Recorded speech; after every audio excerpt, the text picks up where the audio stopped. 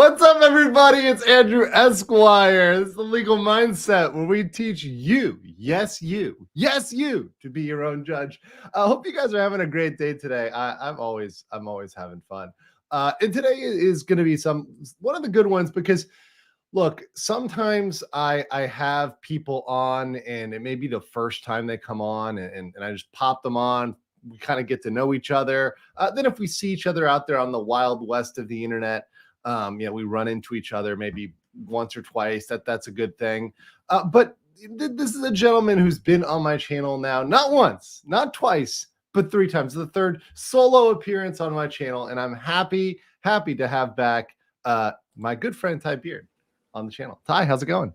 Pretty good. How you doing, man? I'm doing great, and I'm laughing because it literally took like no less than 30 seconds.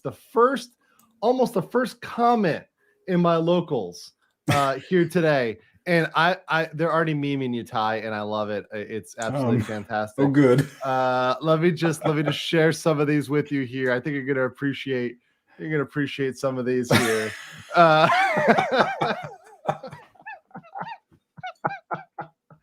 And then this is a good one, but then who's got softer eyes?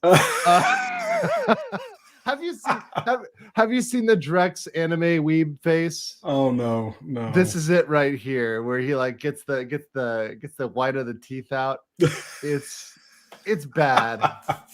It's real bad. I never really saw it all working out this way. And then of course you get, this one got dropped in here too, which is hilarious.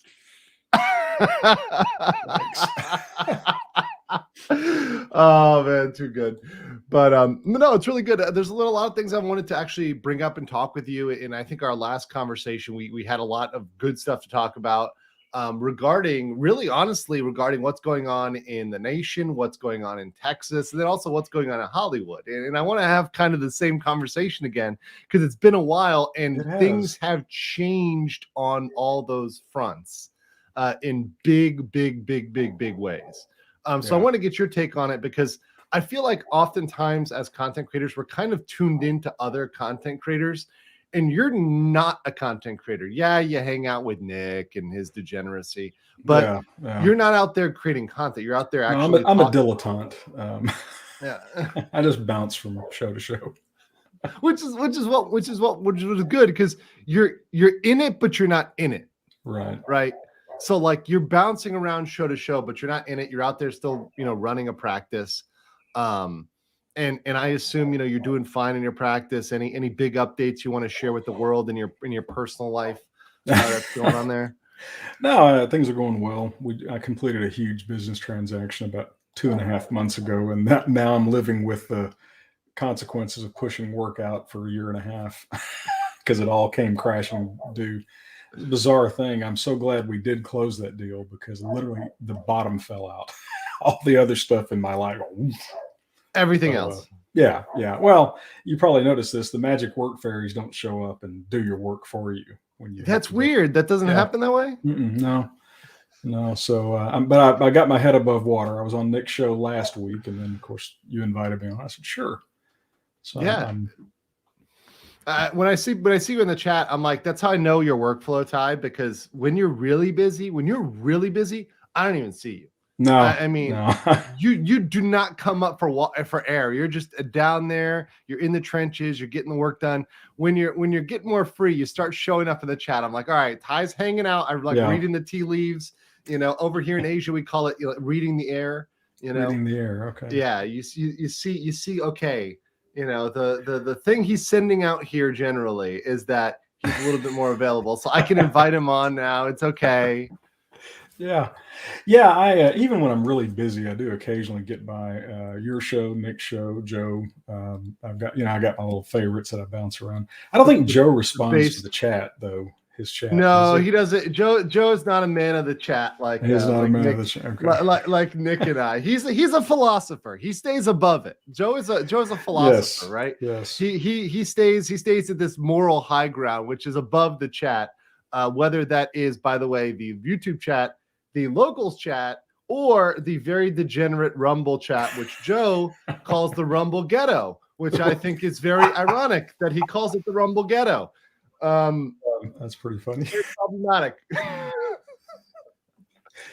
Oh Lord, yeah, yeah. I've been watching your stuff lately. Of course, Nick, and all that. So yeah, there's a lot going on. Well, let me just start it this way, because I have a lot of ways we could start. But is there anything that I've covered lately that you've been like, wow, that's interesting, or maybe even like, wow, I think he's wrong about that? No, I think I told you in the chat, and I mentioned on Nick's show, that catch on the Disney bond, on the Reedy Creek bonds, was when I heard, I went, holy crap, he's right about that. And not only that, but that jeopardizes the tax-free interest portion of that. So you've potentially defrauded your bondholders and gotten them into trouble with the IRS. Yes. Well done, Disney. And this is something that they've been trying to spin so hard. And the crazy thing is, and I'm actually going to do another video because there's just something that came out today where I believe the new district is trying to pass kind of a superior authority resolution of the new district in order to be able to have oversight over essentially the development and review process, and saying, okay, our new district has superior authority to the previous district. Therefore, we're able to like assert that and kind of claim regulatory authority over Disney, despite whatever the previous district entered into. So that's something I'm going to get into, and I'm going to do a very long RCID video because some people need to understand the basics and the saga and the fight where it's been. But the biggest thing to me has always been those bonds. And you know this, you can fuck around with like a lot of petty stuff, but when you get to securities, you do not mess around. You do not make disclosures in your securities documents, and bonds are a securities document. Do not make a disclosure that is false. Making a false disclosure in a securities document, people go to jail for that. People go to jail for that. And I've seen this happen. Now, granted, it can be club fed. Sometimes it's the nice jail, right? You're not going in there with the stab prisoners, but I've visited a few of those country club jails for see clients. I don't do criminal law, but I handle business stuff. And I don't think we would confuse those places with Willowbrook Country Club here in Thailand. they're not awful, but they ain't great either. Right. No air conditioning in Texas. They're not the Four Seasons, No. Yeah. But yeah, no, but that's the whole thing. And of course, I meant to ask you. So this purported stunt they pulled where they turned over the governing of the thing to the Disney board of directors. Isn't that like proof that this is a Disney alter ego? And that was the thing I've been saying. That was the thing I've been saying for a while, is that literally that is per se proof that it's an alter ego. And when you couple that, especially, and that's why I was saying you take all these things and you put them together.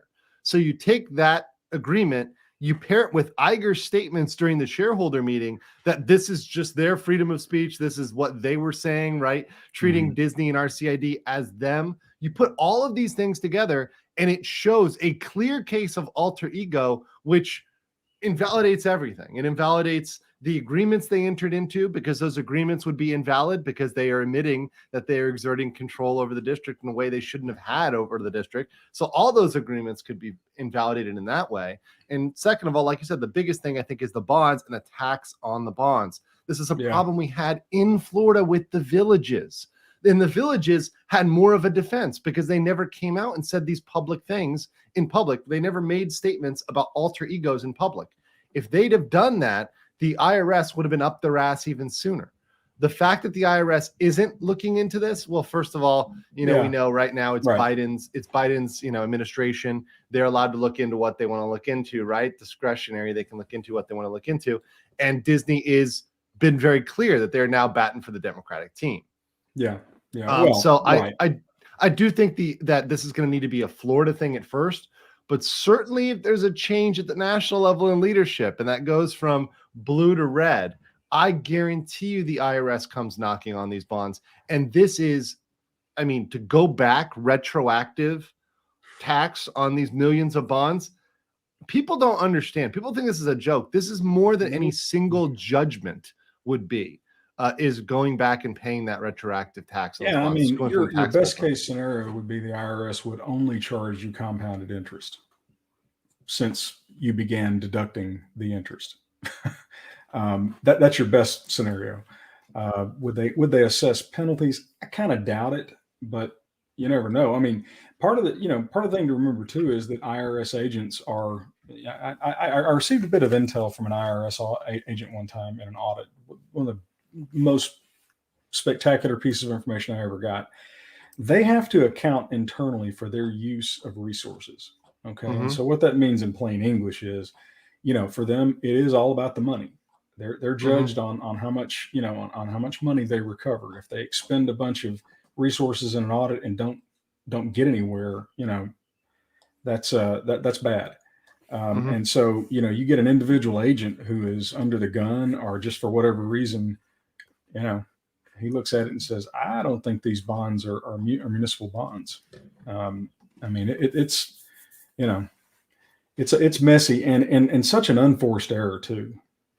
They didn't have to do this. They could have literally just said, we have to be Disney's in-house counsel just going. Yeah, no, and that's the point. Well, and the thing is, and people, this is another thing. I'm glad I have you on for this, another lawyer, because people make their in-house counsel and their in-house legal to be this impenetrable legal team, right? Where they're this invincible. I get comments like, "You think you know better than Disney legal?"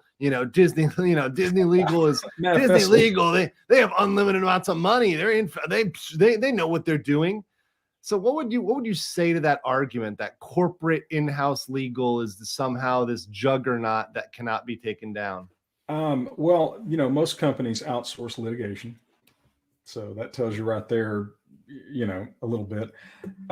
Most in-house counsel in big companies, they're there for compliance. They're there for, I assume they probably review contracts, basic stuff like that. But here's the thing. They're not the boss of the executives. You can tell Bob Iger to keep his pie hole shut all you want to. And if he decides not to, what are you going to do? And of course, in-house counsel are employees. They work for Mr. Iger. And, you have to make a business decision. If Mr. Iger is bound and determined to say something, with my business owner, I represent, mostly business owners, and they're typically very, very successful.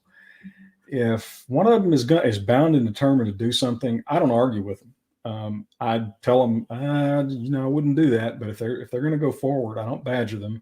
I do my best to protect them, mitigate, and I never, ever say I told you so. Even when they come to me and say, I should have listened to you, boy, you don't ever want to agree with them.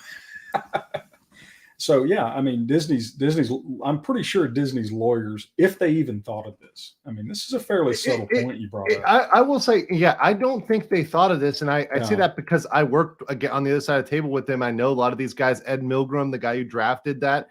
I know the guy. He's the type that's the good old boy network from the ancient days, from 40, 50 years ago. He's been around forever. He's kind of this guy who just got the work, right? He got the RCID work. He's always had it. It frankly has been a nothing burger. He's had to do nothing essentially for the last 50 years, and all of a sudden this comes up, and he's like, "Oh shit!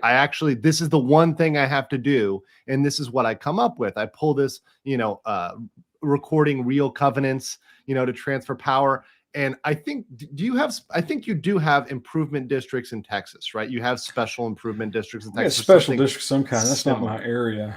Yeah. I wouldn't be surprised though. But to me, when I try to explain this, I say what Disney tried to do in Florida is the equivalent of, let's say, Dallas turning around and recording a real covenant, giving all their municipal powers to an HOA. Right? Saying, okay, the HOA now has all of our municipal powers and they can run stuff like a government. It doesn't sound like a municipality to me. Exactly. And it would never work under the law. The law wouldn't allow it. The precedent that would set would be ridiculous, because you'd have these HOAs run by, literal Karens. Can you imagine anything more horrific than your average HOA running your city? Oh God. It would be a nightmare. It would be an absolute nightmare with the Karens and Kens that are running these HOAs. I mean, you're never going to have that happen. That being said, that's why I think this thing goes up, gets challenged, in terms of their power grab. They have zero chance in the Florida Supreme Court, absolutely zero chance of keeping all that power. And then they're going to get in trouble. Like you said, then they're going to get the cell phone. And you're absolutely right about in-house counsel. I was in-house counsel. A lot of these people are feckless, they're ballless, they're employees. They don't want to speak up. They want to get paid. They have a salary. They have families. In-house counsel is a stable job. And that's why a lot of people take it as a family job, like they're family members. They've been there for 10 years or 5 years or whatever else. They're not rocking the boat. They just put their head down and they just do what they're told. And all the tough decisions are made by the outside counsel, which is billing by the hour. And they don't care about the best interest of the company. They care about how they're going to bill the most money. Well, it's an esoteric area of law, securities law and tax law. I mean, two areas. I don't know how much exposure, once you're a public company, other than getting the SEC filings every quarter, I don't know how much additional securities law work there really is. But anyway, unless you're issuing bonds, and that's what, that's what I was doing for a while. Like I was, doing these municipal bonds, these muni bonds, which are issued very often, right? But you specialize in those and you're more focused on the issuance of those bonds and saying, okay, this issuance is here. You're doing maybe a refunding, right? Because let's say the interest rate drops and you're able to get a better interest rate. So you refund those bonds, you get a better rate, better coupon rate. And there's always money to be made on that. A lot of that's kind of a flat on any given deal. There's, counsel for the issuer, disclosure counsel, the bond counsel. Everybody's making at least 50 to 100 grand on that per deal. Does my heart good to hear that. It's a great grift. It's a great grift. But here's the problem: when you get one little issue like this, that 50K is never enough to pay for this, because the amount of time that any lawyer who's been touching these bonds is going to have to get into and defend this is going to be ridiculous. And by the way, I mean, I'm going to walk through it and make it very clear in the bond documents. And I think the lawyers are going to hate me, but listen, they did this to themselves, and everything they see coming, everything they get is what they deserve. So, well, it was such a clever little strategy that they pulled. Ooh, we're gonna turn the control over to the board of directors of Disney. That'll teach DeSantis. Yeah, okay. Yeah. Anyway, but that you'd asked me that was something that I happened to catch your show, and I was like, holy crap. Well, no, actually, you got a shout out from Doomcock, I believe. Yes, who I watch a lot. I'm a big fan, and he mentioned you, and I was like, oh, I know Andrews. I went over. I know that guy. I know that dude. That dude, he's been around for a while. Yeah. And so that was the genesis of me, and I listened. Went, holy crap, he's right. Never thought of that. So anyway, what good catch. No, we'll see what happens. And the cool thing for me, the really cool thing about being a content creator is getting to talk about all these things with different people. Because look, I love talking about the law. I love talking about legal stuff, but I also like talking about media. I like talking about movies. We'll talk about Dune a lot later, because I do want to get into that with you, Dune 2.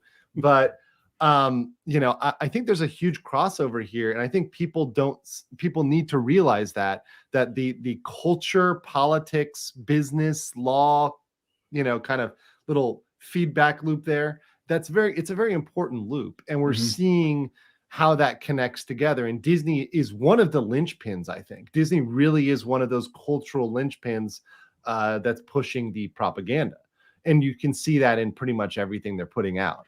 I mean, have you seen the? Obviously you got the Little Mermaid, right? You've got. Fortunately, my daughters are too old for that to matter anymore. Well, but back in the day, Ty, with your family, right? Because you're a pretty traditional guy, and actually, a lot of guys, a lot of people here when they say, you should talk to people who are more respectable, like Ty, good family men like Ty, not like Drexel, that evil Drexel. You talk to Drexel too much. Drexel will lead you astray. Yeah, Bias says Andrew loves talking to Drex. He's leading me astray. You need to be wholesome and talk with Ty. All right. Well, wholesome Ty did when you were raising your kids, did you just leave them in front of the TV and just kind of turn stuff on? Was that something you ever did, like plug in the Disney movie and just walk away completely? Or I'm sure we did. I'm sure we did. I mean, parenting is a 24-hour job, and you do occasionally have to do other things. I doubt seriously they were completely alone. It was more of a listening to the movie while they're watching it kind of thing. But yeah, and I think most parents do. And I would have been anticipating your question. I would have been absolutely appalled at some of the garbage I've been hearing about coming out of Disney.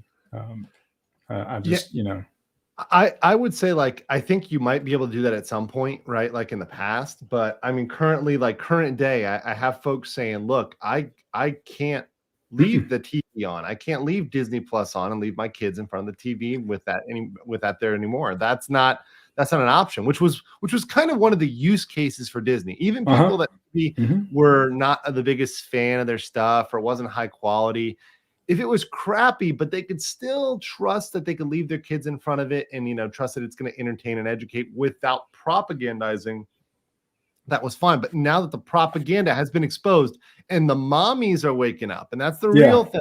The thing is, do the moms at the PTA meetings know? Do they talk about it? And liberal women probably don't care because they've got their own lunacy. But liberal women, and I said this yesterday. I was talking with somebody yesterday. Liberal women don't have children, by and large. Right. Yeah, and those that do, turn a blind eye. Although it is curious, I think we saw with COVID, a lot of women who had turned a blind eye to a lot of things found themselves confronted with it, and they didn't like it. Nick and I have talked about this before. When you start messing with people's kids, you're playing a very dangerous game. And these idiots don't get that. No, they don't get it, and I think that they don't realize that. I really think they don't realize that, because they continually, over and over and over again, particularly on the left, like they have children, right? And we saw with the trans bathroom bill, right, the unanimous support to wipe out a Northern Virginia school board. That doesn't happen without liberal support. It doesn't happen without Democratic parents, because Northern Virginia is very blue. Yeah. Oh no, that was astonishing. Deserved, but. Right. Because I mean, in that case, to be very specific, this is the case in which they knew that somebody was assaulted. They lied about that, hid that in order to pass. Sent him to another school where he did it again. In order to pass the regulation, the rule regarding the bathrooms, they lied about that. So I think that's where we see and where we've seen the line and where they're losing people. They are really losing people on this issue because it's pushing it too far. And I understand they have to try to move the Overton window, but kids are always going to be too far. And I just think if there's a line in the sand that liberals, Republicans, everybody can draw the line on, it's children. Well, just the overall sexualization of children by the left. I mean, I know. Can you say the G word on YouTube without drawing? Grooming. Yeah. I mean, it's like a gray area. Yeah. Well, but that's what they're doing. I mean, it's like, what adult wants to sexualize children? What well-adjusted adult without a disgusting agenda really wants to sexualize children, and yet they're all over the place on the left. It's horrifying. Where do you think it comes from, though, Ty? Like, where do you think that like impetus comes from? Because I've been trying to think about that, just kind of like ruminate. Why are they doing this, and where are they going? Like, what's their end game? Do they really think we're going to legalize any sort of behavior with children, or is it just because, and this is my other theory, is they have to be able to propagandize the children? Because like I said, if you're on the leftist women, less children than the right. And also, if you're in the alphabet community, theoretically you shouldn't be procreating, because I mean, most Yeah. of those lifestyles, except for if you're the bisexual woman who's, you know, occasionally engaging in female male three ways, you're probably not propagating. You're probably Right. not having Right. kids, right? So you've got to pass on your ideology to someone other than your own kids because you physically can't have them. So I see, okay, I understand why you want us to be able to talk about this in schools. I get it. I get why you want to have to start talking to very young children about this, because you need to convince them of this at a young age and propagandize them constantly that you need to be changing your gender, because otherwise it's something that a normal functioning human being historically would never do. I think you're giving them way too much credit. to quote a classical reference from Dr. Strangelove, I think they're a bunch of deviated preverts. I mean, really, you know, you see these libs of these teachers on TikTok, you know, and it's like, I wouldn't let you within 200 yards of my child. You know, the teaching profession owns a lot of this. You know, Texas is fairly decent because we're a red state and teachers unions don't have any power down here and that kind of thing. But in the blue areas, the teachers unions are just horrifically awful, and they've got horrifically awful people. These teachers, you know, how dare you tell me what to teach in my classroom? Well, you're teaching my child. I get the right to do that. No, by the way, I'm paying your salary, moron. You know, and you're not drawing the brightest people into the profession, frankly. Anyway, but I could be wrong, but I don't really think it's so much a plan as it is. It's just inertia. Plus, they're constantly being pushed by the craziest, most twisted, bizarre parts of their group. You know, I mean, you've got the genuine preverts that want, you know, that constantly want. I mean, this drag show for children thing. Yes. You ever see a bunch of fat, horny men grinding and bumping with kids? What particularly is that? in schools, like, why would that ever be okay? If even if it was women, that would not be okay. Like, if it was just, well, you can imagine the absolute outrage if you had taken a bunch of kids to a strip show with women, with female strippers. Just a female stripper. Like, we're not talking about anything else. Just what we know, very well-known, historic female strippers. They're doing a lap dance, and guess what? Maybe they're doing a lap dance and they're reading a story at the same time. Okay, so that's what we're saying. Maybe. It's maybe that's at best that's pretty analogous to a drag show, right? You know, they're out there, they're on stage, they're twerking, they're in costume, right? You wouldn't even allow a stripper without the dancing, just sitting there in regular stripper, in the hooker heels and the pasties and everything else. You wouldn't allow her to speak to a child. You would think that's inappropriate. So why is it appropriate? Because the stripper has a penis. Why do they want to do it so badly? Is the question that I've got. And of course, you know, I mean, to ask the question is to answer it. You know. Yeah. Well, you know, parents, particularly in blue areas, are learning a really hard lesson, because there were those of us who tried to tell everyone that letting far left loons raise your children was a bad idea. You know, we fell on deaf ears 20 years ago. Well, and the other thing is, it's an entirely feminized system as well. And I talk about this a lot, but I mean, there's no male teachers. So, it's you're getting kind of one side of the story out there. And once all these teachers, they have an extreme leftist bent. I have not met one of these, especially public school teachers, that is a, dyed in the wool conservative. It'd be few and far between. I mean, I have some personal friends that are, but again, this is East Texas, ground zero of the vast right wing conspiracy. And let me also say this: I think it's a generational difference too, right? I've met some older teachers, right? The old, Miss Betsy, who's been there for 50 years and she's been teaching. She's conservative. She's Catholic. She goes to mass every week. They exist, but I'm saying the teachers that are my generation, millennials, or even Zoomers are becoming of age to teach. These people are far left, and they're bringing their ideology into class. I was speaking to, this is actually scary, but I was out with a group of people, and there was a girl. She was, she's Korean, right? But she was studying in Canada, and she's going to become a teacher in Canada. And she spoke on how she developed a lesson plan on how to teach them that the trucker protests were evil and bad and these people deserve to be in jail. And she created a game to like simulate that. So it was, this is, but this is what they're, this is the abusing, and they want to be taken seriously as professionals when they act like that. Of course, I don't know. Glass houses, you see some of the bullshit that our profession pulls. Oh, but here's the thing, Ty, we call that shit out. Like, yeah, we do. I don't pull punches on lawyers. I think most lawyers are scummy pieces of shit, by the way, that are addicted to substances. And I think this is it's a huge, massive problem. I would say 2/3 of our profession, between alcohol and between, especially my generation, some form of stimulant, some form of, essentially speed, right? Whether it's, Adderall or whatever else. And by the way, these drugs are banned abroad. You can't bring Adderall to Korea. Because like, they're, they're amphetamines, right? I Yeah. mean, like, you're out there taking hardcore drugs. So this is a 2/3 of the profession: booze and speed, right?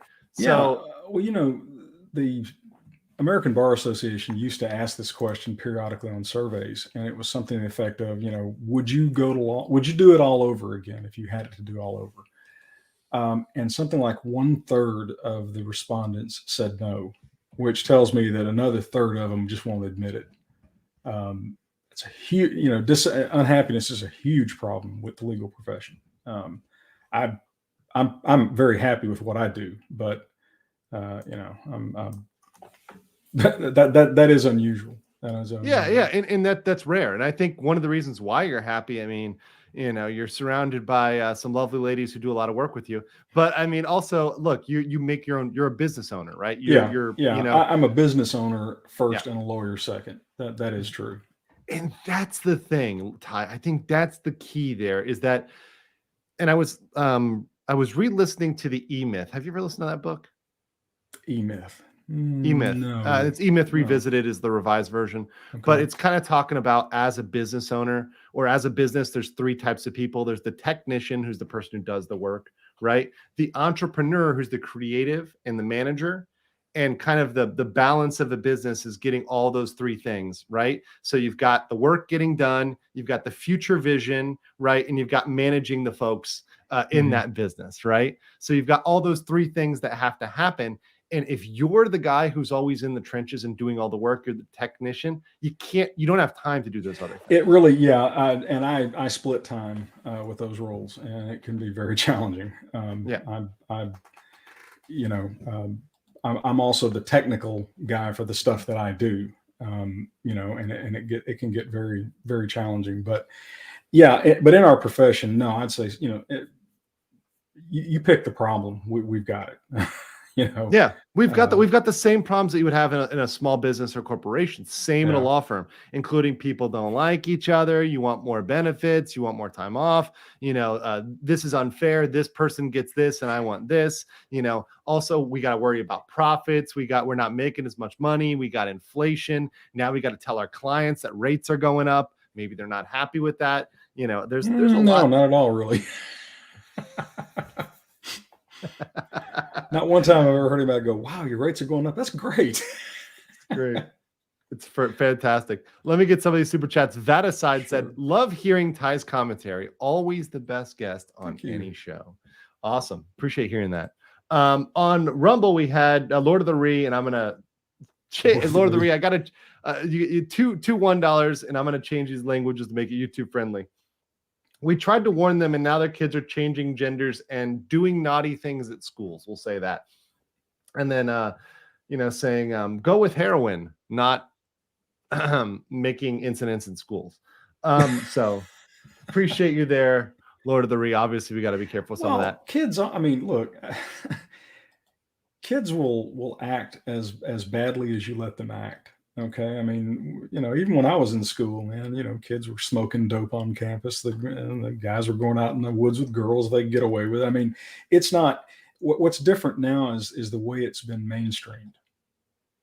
Look, they're not going out in the woods. I'm sorry, Ty. I don't think the guys have the balls to go out in the woods anymore and do that with the girls. I think they're that's something Yeah. that I think I was the last generation, like the elder millennial generation, that had the offline interaction, the intersexual interaction. Now it's all online, right? People just cannot interact in person. Their social skills are dead.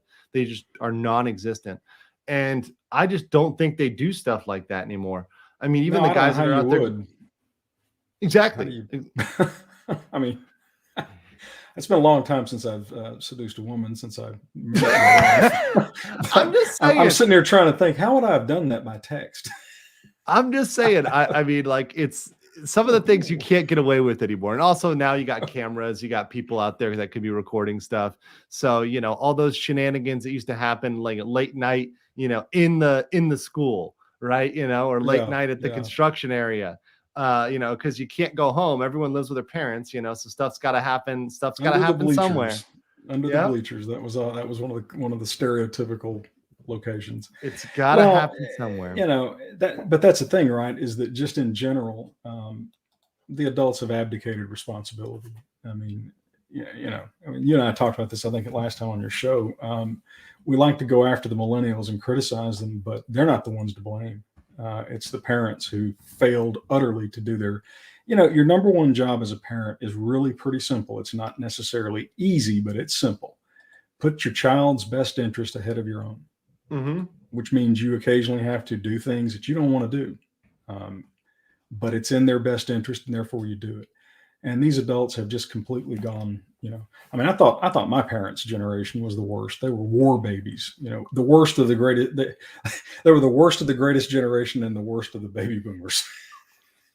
They were self-absorbed like the baby boomers and autocratic like the greatest generation.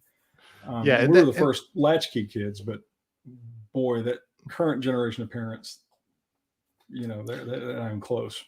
I appreciate that. And I appreciate as a parent, you can say, look, the blame doesn't solely fall. You can't just kick the curb to the millennials or the Zoomers or whatever else, right? And say it's all your fault, right? They're the product of parents that were from a particular generation, raising them in a particular way, right? That granted them a mindset, which they are now acting out in real life, in real time. So they're a product of that, right? The millennials are a product of the boomers, or maybe at best, I think we might be, some of the later Gen X folks, but really, I think it's mostly boomers. Gen X just seems to have sort of fallen through the cracks. They're small. I'm leading edge of Gen X. Their numbers are small, very, very, very small, and they're frankly overshadowed by the boomers and the millennials. So they're kind of like a forgotten generation almost, because their impact is small relative to either boomers or millennials. So it's kind of pushed. And because they're this gray area where they're not really one or the other, they're able to understand the boomers and their mindset, but they're also able to use technology. They're not technologically retarded like the boomers, which is there was a hilarious YouTube video where Gen X parents it was all the fun and half the racism. Just half, but it was like a good amount. That's why I like hanging out with Gen Xers. I was glad that I had Aaron Clary on. He dubbed me an honorary Gen Xer. So I'm like, thank you so much. Well, my daughters informed me some years ago that they are transgenerational. They identify as Gen X. I said, okay. That's great. People are laughing on locals, like, under the bleachers, what is this, Footloose? I'm like, no, this actually happened. In my day, we had people banging under the bleachers. That actually happened. Happened. I was drinking on the track, and I would go to the we had a big track, which is also where the football field was, and I would go out there and drink all the time, sit on the bleachers and drink, or sit in the dugout of the baseball diamond and drink, because I didn't want to do it at home. I just wanted to go out. Even though, by the way, my parents didn't care if I drank at home. They were actually happy if I drank at home. You're not out on the street. And I'm not driving. And that was the biggest thing. I'm not driving. I'm drinking. I'm not hurting anybody. T.O.'s Liquors, shout out, went out of business 5 years ago. Statute of limitations has long since run.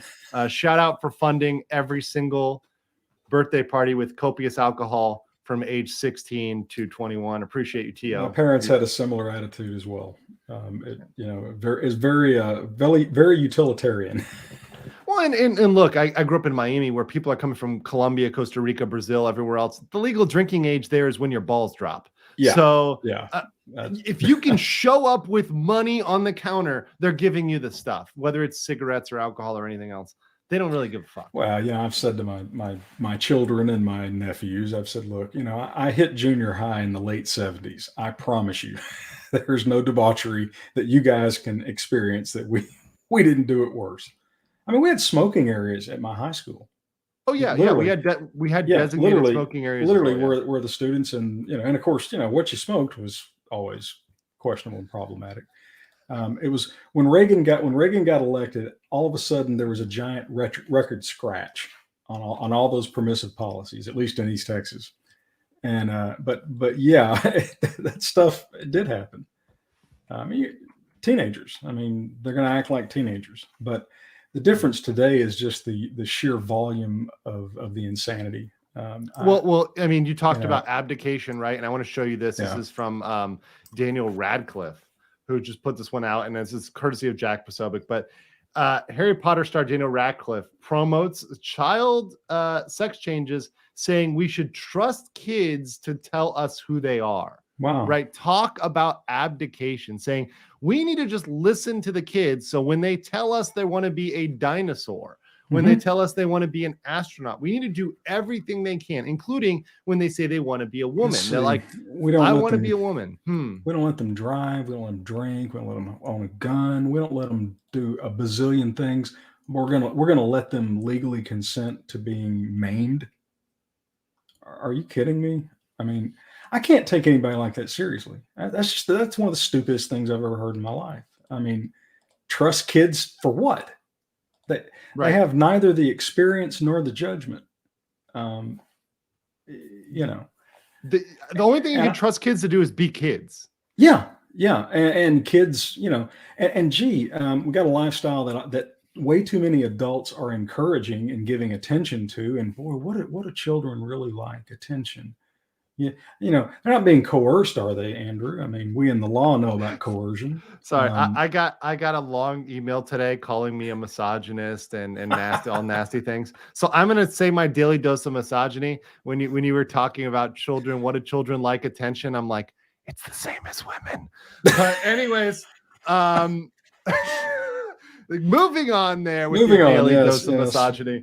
Let me just get these super chats here. Actually, let me get this one first. So Xander's rant says, Ty, I remember you were the first to call out legal B opinion being horrible. Oh, and legal bites.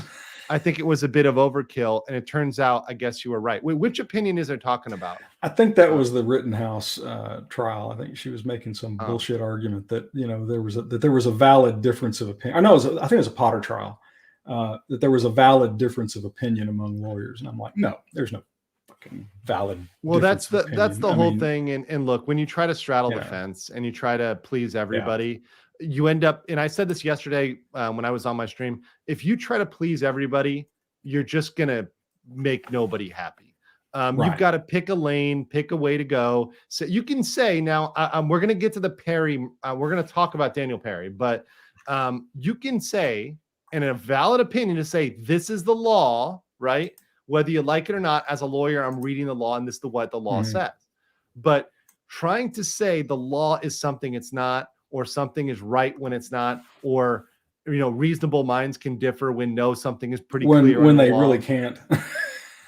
That's, and the thing is, as lawyers, I have a certain degree of professional pride here. We have an obligation to correctly state what the law is. I think as a profession, and when we allow expedience to lead us to basically lie to laymen, that's not good. That's that's one of those you ought to be ashamed of yourself kind of things. Yeah, and that's what I really got. We've all been getting mad about since Rittenhouse. Remember Binger right? We were incensed that this is a person who's being unethical. This is a person that is ruining our entire profession with their unethical behavior. And we've seen it ramp up. I mean, Binger was down in Austin, hold my beer. Yeah. Well, that's we're gonna get there. And it goes to Bragg too, Alvin Bragg and all the Soros folks, right? The Soros gang, right? This is just warming up. Y'all haven't even seen political political prosecution yet. We are just warming up in America. Things are going to get crazier and crazier, particularly in these blue cities and these blue states where they have total control, meaning they have total control of pretty much defining what is the law and who it's going to be brought against. That power, the power to charge or not charge, is a mighty sword. Well, it's the whole thing is built on the presumption that will, generally speaking, be exercised responsibly. Yes. And when it's not, it turns into something really horrific. Thing is, I don't know what we're going to replace it with. I don't know how you can have a functioning criminal justice system without a wide degree of prosecutorial discretion. Yeah, I mean, you need to have some level of prosecutorial discretion because, look, yes, they do need to decide which charges to bring, which are the most appropriate. I get that, right? You need to be able to choose, okay, is this something, for example, murder case, Casey Anthony? That's one where we say they fucked up. They brought a higher charge than they should have, right? They should have brought a lower charge, and they probably would have landed that sucker, right? If there was just a simple negligence versus first-degree intentional murder. But that's their call. That's on them. That's their responsibility. When they fuck up, you hold them responsible and you can vote them out of office, which, by the way, is what happened with Jeff Ashton. He got voted out of office. The problem is they're then replaced by someone like Aramis Ayala, his replacement, who says, yeah, you know how Florida has this death penalty? Yeah, we're just not going to enforce that here. I'm just going to refuse to enforce this, even when this is a man who's on trial.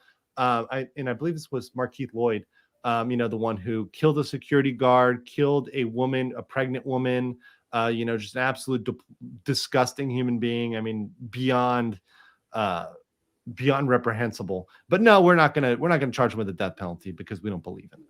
Yeah. Well, thank God, at least in Florida, the governor was able to do something about that. But sure.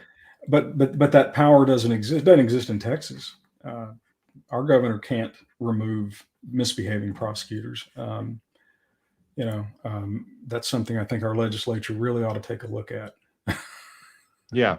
Because Soros discovered the one huge vulnerability in our criminal justice system, and he's exploited it very, very significantly. Yeah, absolutely. Lot of comments here. So let me get the rumbles real quick.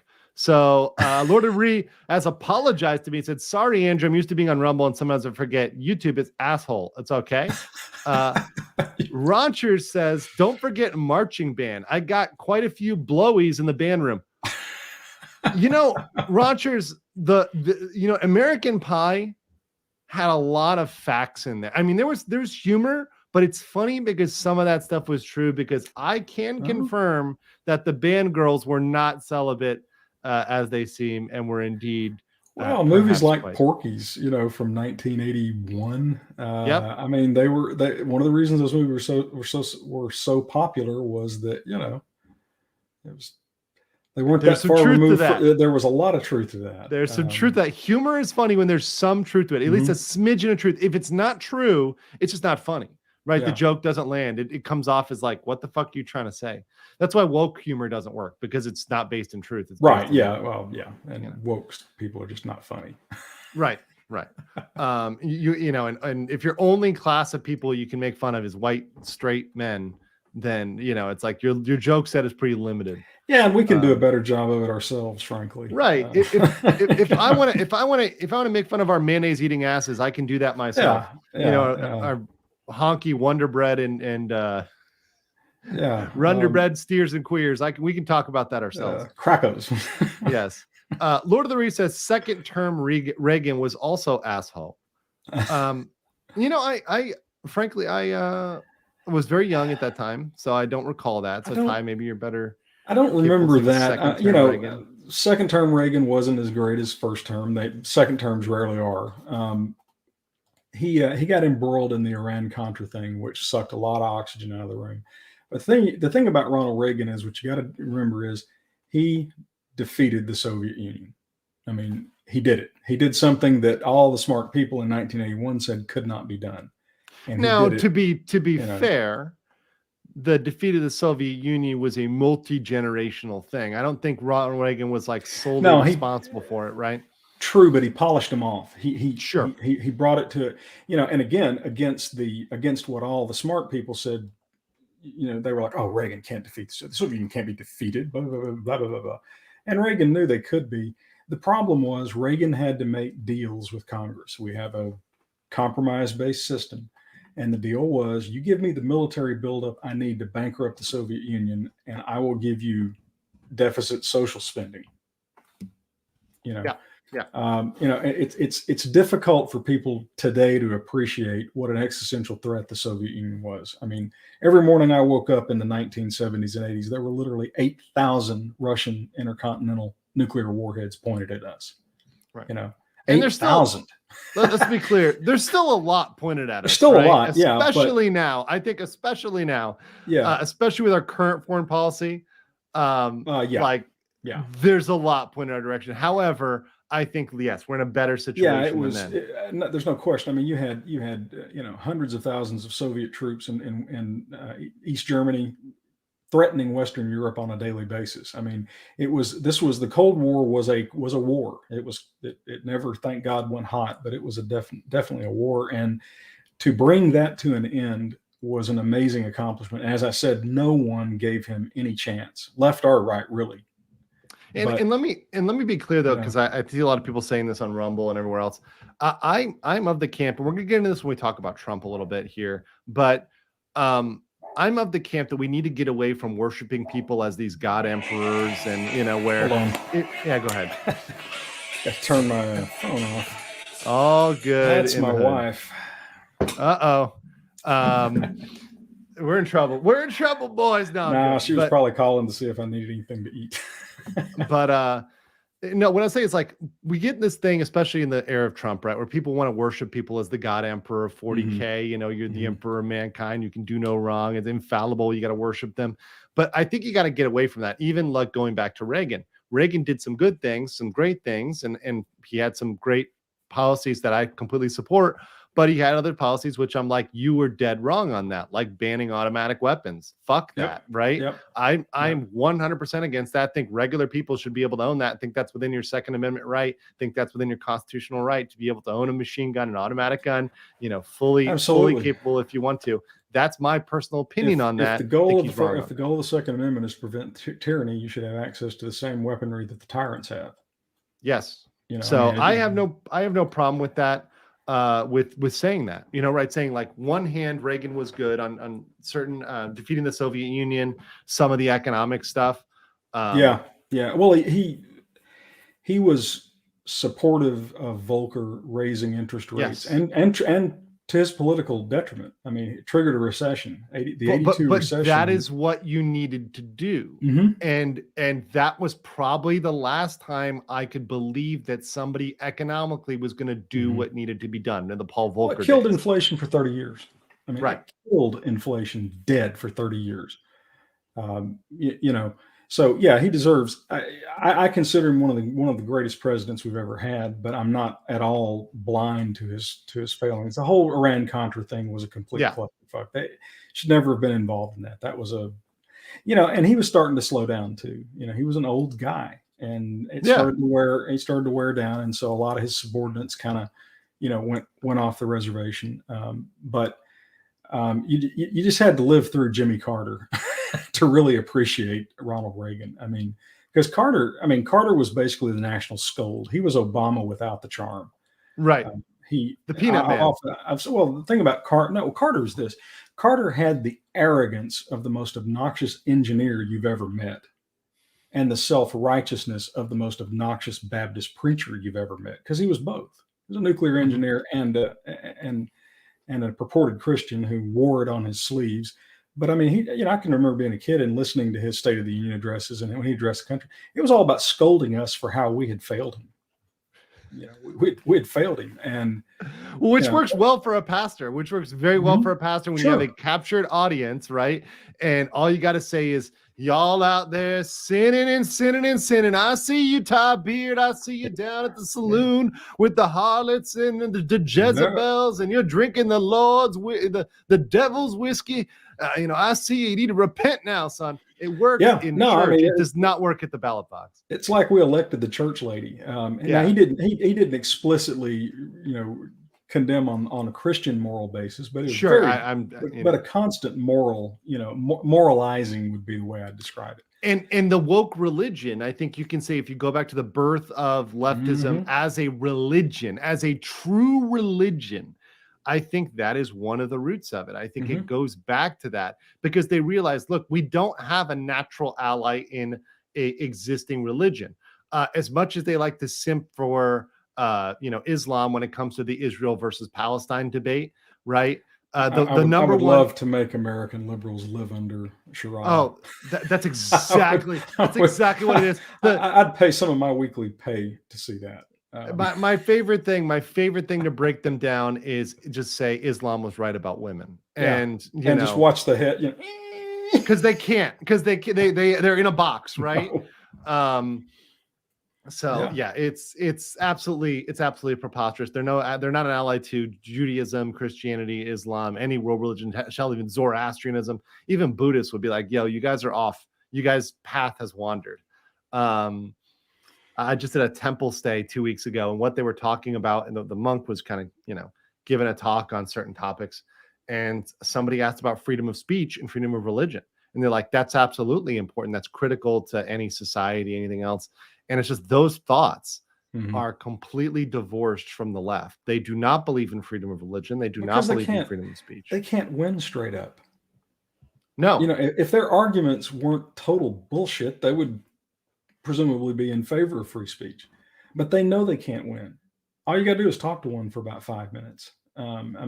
It turns into name calling, which is fine. I'll accommodate people if they really want to do that, but really they know that their arguments won't work, and so therefore they're trying to cut off the competition at the spigot, right?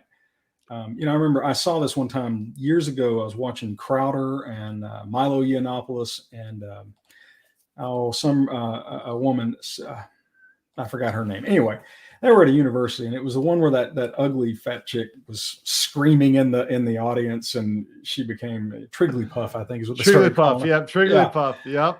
And Crowder gave an epic 2-minute beatdown of the whole room. Just took out a flamethrower and immolated them. But then they got to the Q&A, and what was very interesting was the student would walk up, make a statement, and then storm off.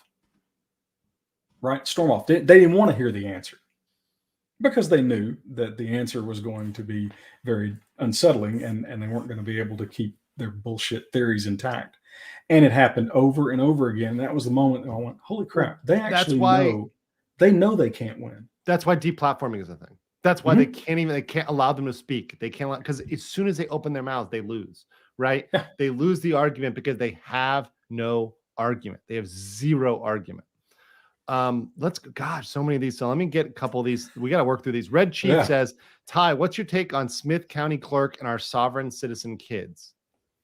Sovereign citizen or sovereign citizen? Sovereign citizen. Not anything about that. You have to look into that. I got to look into that. Yeah, I don't. Do you know where Smith County is? Smith County your county? Is that? Yeah. Okay. Yeah, I'm assuming there. Of course, it's Texas, so you've got Smith County and you've got Deaf Smith County. But we're Smith County. There you go. Oh, it gets even better. Henderson isn't in Henderson County, and Rusk isn't in Rusk County. Henderson's in Rusk County, and I love it. I love stuff like that. That's fantastic. But no, obviously, look, it's kind of crazy how you'll have these folks in power, and you look at the political beliefs of their kids and where they're at, and we're seeing that with Alvin Bragg, right? We're seeing that with the daughter that was working for Kamala Harris. Right, for the Biden-Harris campaign. You see these people and their extremist kids, like, well, the apple isn't falling far from the tree. Hunch says it's the way they get parental approval, right? Yes. Mommy or daddy will acknowledge me if I acknowledge me. It's approval or attention, parental attention. They're yeah. seeking parental attention.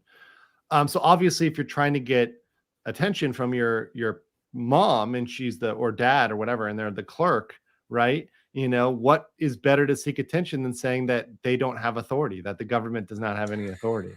That's the ultimate thing. You're not the boss of me. I'm sovereign. This is well, I've always honestly, I believe that parents oftentimes get too much of the credit and too much of the blame, particularly when kids reach a certain age. But that's in tension with my whole, abdication theory with millennials. I understand that, but I think the two theories can rest side by side, because it was a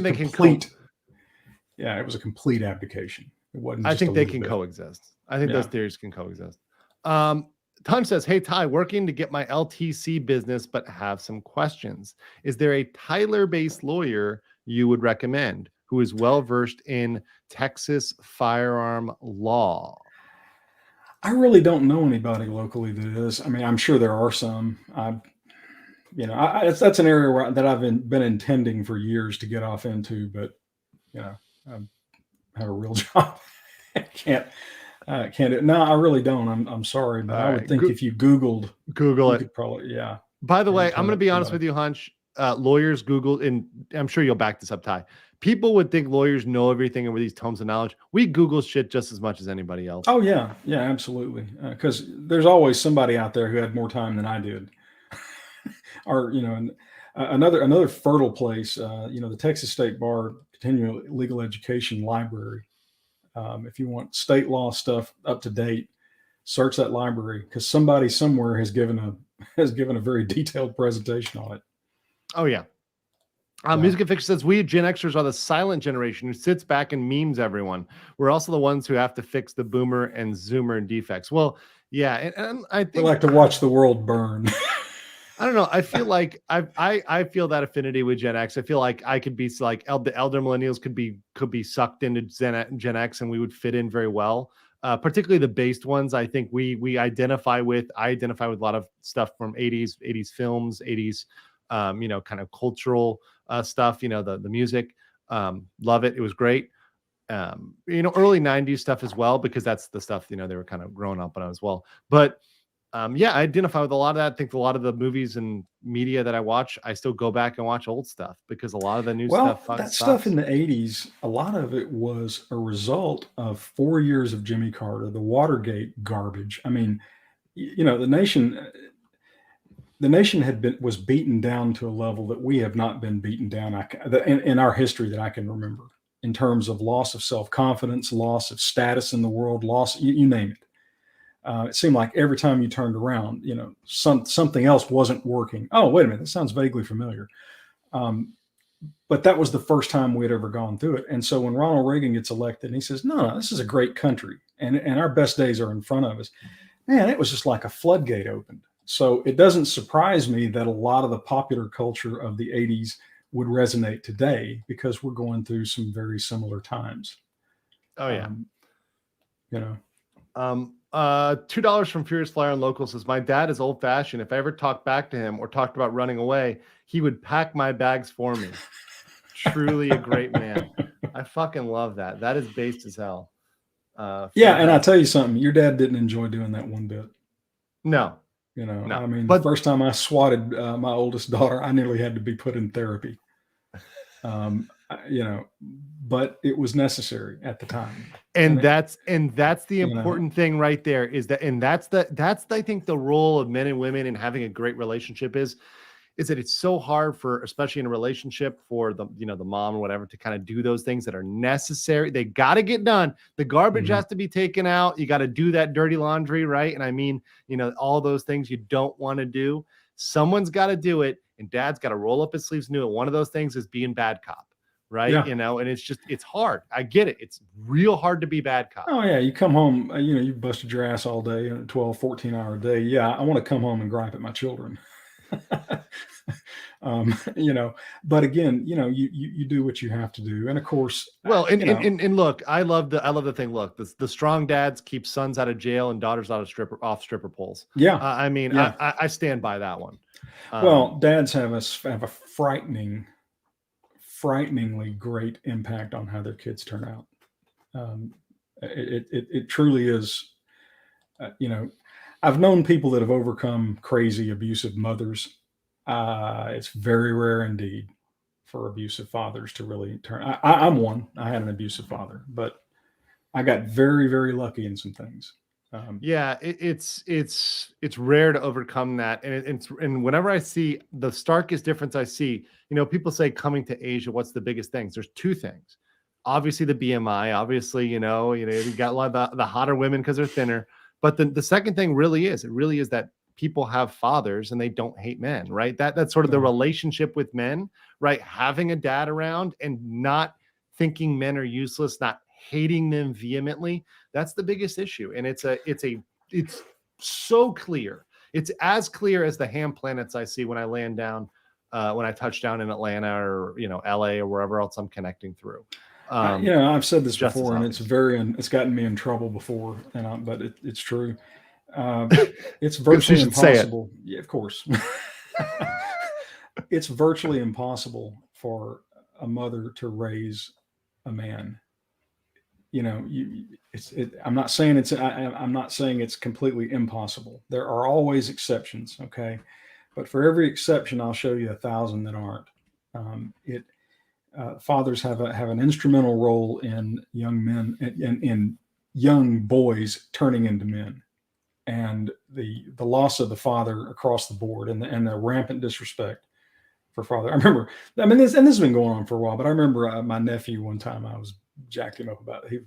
I was on his ass about something, and I said, "Listen, son, you don't need to think I'm one of these idiot fathers on television." That would be a very bad mistake. These bumbling, well, I mean, but that's all you see. That's all you see is the bumbling fool, right? This the bumbling fool, incompetent dad, you know? Yeah, this was 20 years ago when it was funny, but it was already troubling, you know, and you know, but yeah, just the raw amount of disrespect in the popular culture to men that ain't gonna work out well. No, and it's not going to work out for society. Like, and you're seeing men going their own way, men quitting, men coming over here to join me in Asia, and they're like, "Fuck this! I want to meet a normal, average woman who wants to have a family, who has a traditional, a more regular relationship with women." You know, I'm out. Like, I'm out. I'm not dealing with it. Like, I have money. I'm a good guy, you know, but I'm not dealing with this bullshit. But anyways, Britt says, you cannot trust kids to remember to brush their teeth every day, much less with something of real importance. Who are these people? These people are fucking deranged. They don't get it. Yeah. These are the same people. Look, I wanted to be a fucking Jedi. That doesn't mean that you say, okay, now you get to, you know, go off to weird space camp with alien people. No, that you have to be within reality. And what we've done is, in a broad way, we're letting the children run the school now. In America, we are the children are in charge. Of course, if you see the emotional intelligence of the adults, that's what I'm saying. They're children. Yeah. Okay. Yeah. The adult children, because these people, they're stunted. They have the maturity. Especially these woke leftists that are pushing this. They have the emotional maturity of teenagers. Yeah, that's insulting to teenagers, actually. At least when I was a teenager, because when I was a teenager, you know, we were growing up. We wanted to be adults. We couldn't wait to get out from under our parents' thumb to do whatever the hell we wanted. Boy, if we'd only known. If you'd only known. You'd only known. Yeah, that whole do whatever you want thing, greatly overrated. Went by the wayside. And then I'll blaze this out. So the left can't believe in freedom of speech. That would mean people would be free from their religion. And they need it forced on others to feel right. Yes, because that's the only way they're going to be vindicated. They will never win in a battlefield of ideas. They've lost now. No. It's fascinating that one side is the one constantly calling for censorship and deplatforming. And if you're on that side, you're losing. You're trying to change the rules of the game because you can't compete. Yes. Yeah, because you're incapable of competing. You do not have the ability to compete. Okay, I'll get these on Rumble real quick. We'll do the kind of speed run here. Second term Reagan, doubling down the war on drugs. These are all from Lord of Ree. I'll read these. How can we be sure that second term Trump won't be like second term Reagan? Death sentences for drug dealers, bump stock ban. He still has to earn my vote. And then 14th Amendment equals the state should pay for the defendant's court costs if they win. So thank you for those three, Lord of Ree. I will answer them in a second. And then the last one from Tech Crisis is easy way to start cleaning up the justice system, remove all immunity. Now, I do generally agree with that, Tech Crisis. Absolutely. So, qualified immunity is an absolutely pernicious doctrine. It should never have been allowed to become a thing in our system. You know, that should be, because that is one way you can hold a prosecutor accountable. Yeah. So let's transition this, because this is a good point to do it, which is Trump. I want to get your opinion on what's been going on with Trump. You know, what you think, what you hear on the ground. You're in a pretty, I would say you're in a pretty conservative area, right? You know, and certainly in a red state. And I try to keep tuned into that. So I guess first, let's just start about like what your general thoughts are on Trump and his, you know, his kind of shots for 2024, maybe his feuds with DeSantis, just generally. Yeah. The nomination is his if he wants it. You know, look, I'd be perfectly happy with DeSantis. I'd be happy with Trump. You know, I tend to reward actual performance over theoretical. So I would probably, if I had to choose, I would choose Trump, but I'd be perfectly happy supporting whoever the winner is. And that's the thing, right? I mean, I say this to Republicans all the time. Be an advocate for whoever you want to be. I mean, in the primary, fight like, you know, this is a man's job. You know, we don't need wussy little sissy boys. I mean, so I don't have a problem with them tearing each other's faces off. Well, hold on. You don't want Lindsey Graham in the office, you know what? No, I did say man, but you know, but the problem is when I hear people start implying that, well, they're not going to vote for the winner of the fight unless it's their guy. And that drives me, that infuriates me. I mean, you're telling me right now that you prefer, that you are so in the camp of one guy that you're going to say, you know what, Biden is better. Yeah, that's exactly right, and that's ridiculous. I don't believe that shit. Have you been awake the last 4 years? Are you really that? I mean, even if you believe even if you were to believe every nasty thing you were about whether it's Trump or DeSantis, even if you believe all of that, still better than what we've gotten for the past 4 years. One of the reasons why I absolutely loathe with every fiber of my being the never Trumpers is that I voted for John McCain and Mitt Romney. Okay. I dutifully trudged down to the voting place and voted for those two jackasses, those two tepid rhino jackasses. You punched the because the card, because as bad as they were better than the alternative. I made an adult decision. And now I hear from these jokers, I'm going to take my toys home if I don't get my way. Okay, now, you know, and of course we're seeing this, right? The never Trumpers invariably are actually lefties. Oh yeah. They are. He ripped their masks off. And they're all leftists, Yeah, and the thing is, a lot of them aren't even pretending anymore. Of course, the leftists loathe them. Nobody likes a traitor. You know, Benedict Arnold, once he outlived his usefulness to the British, they treated him like dirt because he was dirt.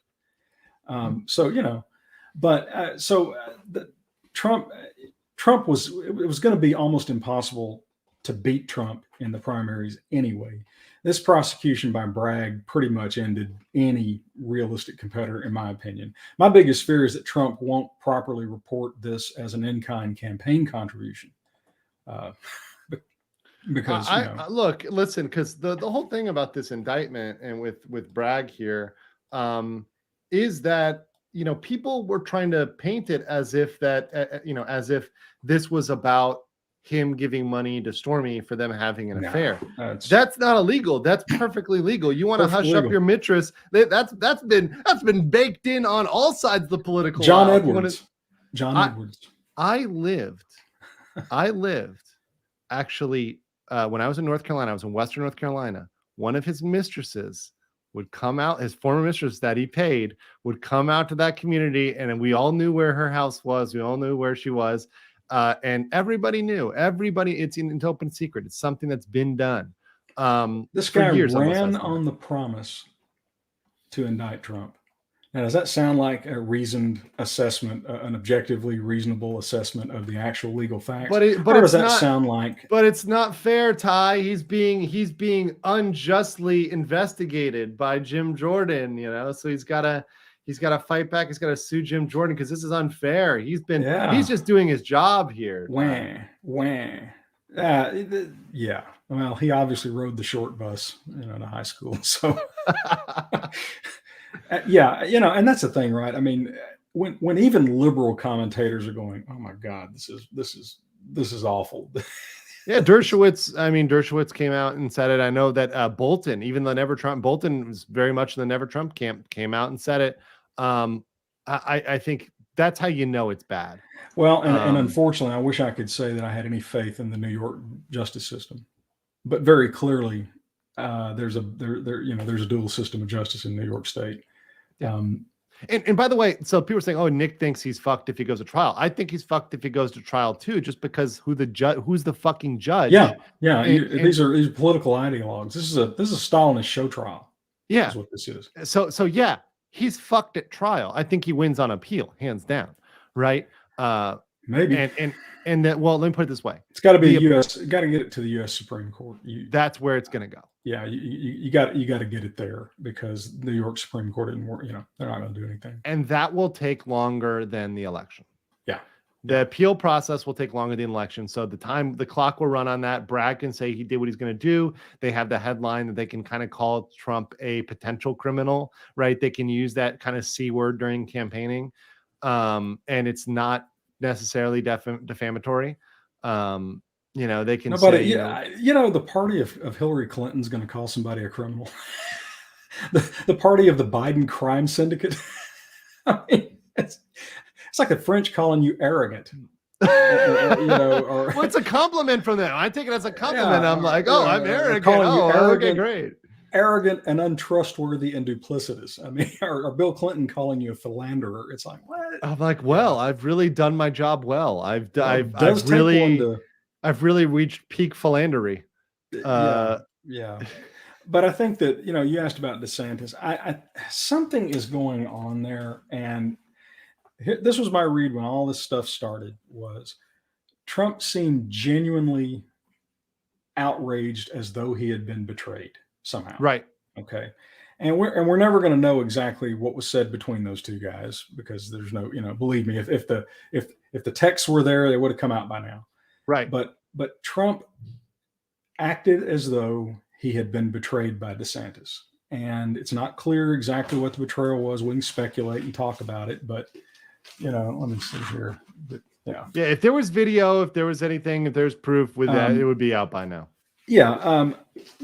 But again, this is not a job for wussies. I mean, I got no problem with them going at each other. I do think DeSantis has been smarter in the way he's dealt with Trump.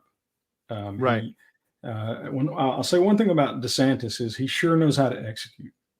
It's a great sign for the future from him.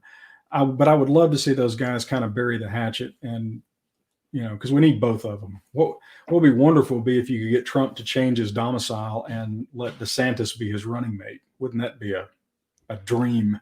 That would be a great team.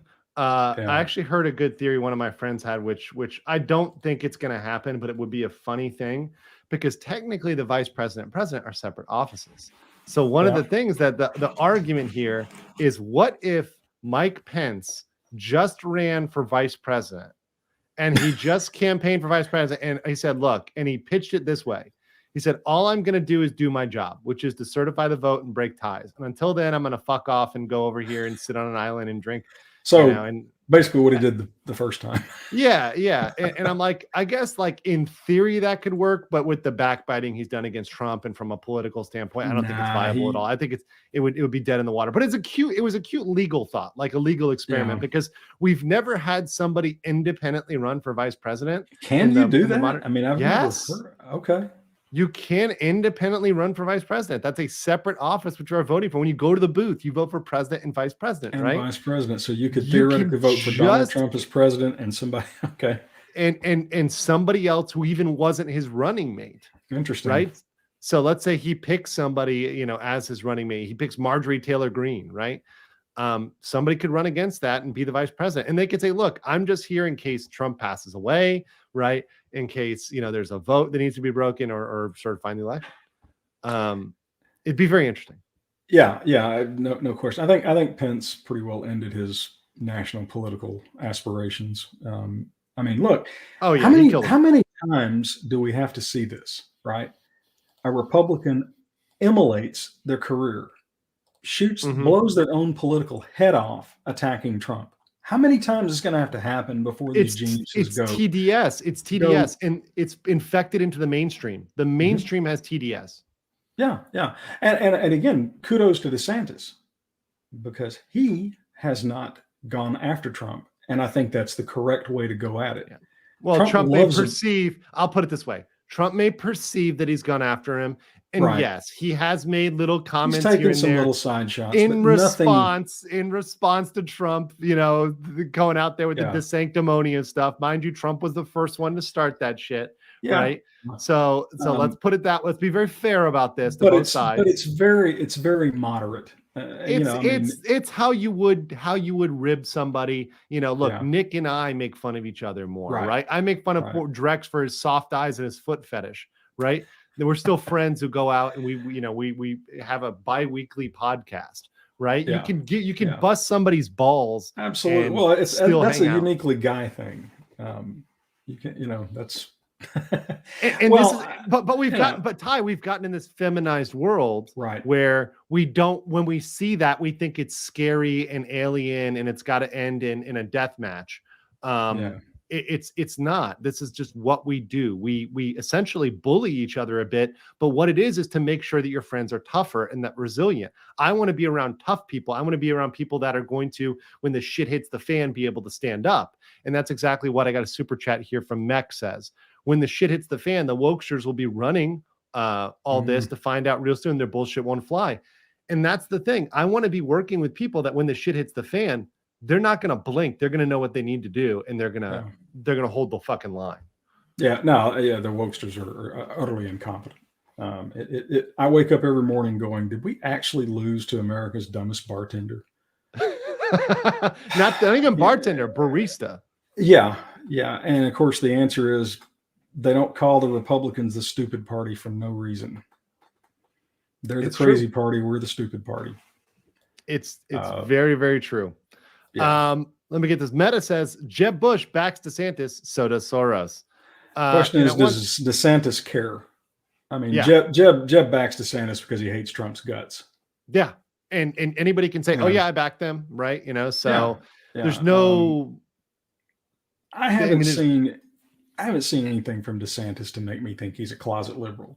I mean, and I have not seen, by the way, the Fed have actually been removing Soros folks in Florida. I just don't buy that narrative that strongly. Sorry, guys. Still don't buy that narrative. Yeah, I've been sold on that one. So I think if DeSantis did have a chance of unseating Trump, it's gone now because this prosecution has infuriated the base, rightly so.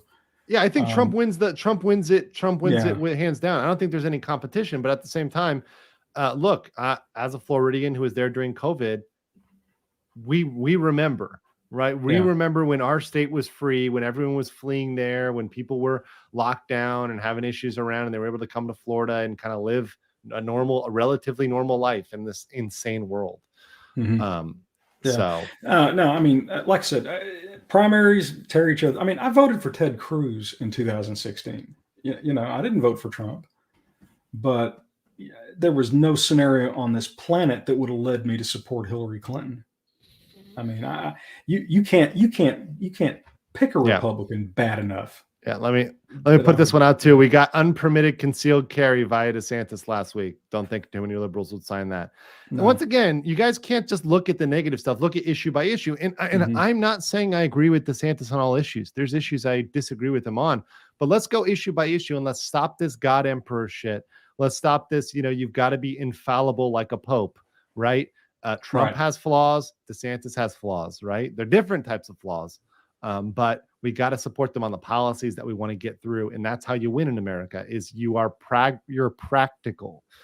You're not this idealistic person who needs this perfect shimmering candidate that is flawless, this Messiah-like figure. They're not coming. No, they don't exist. No.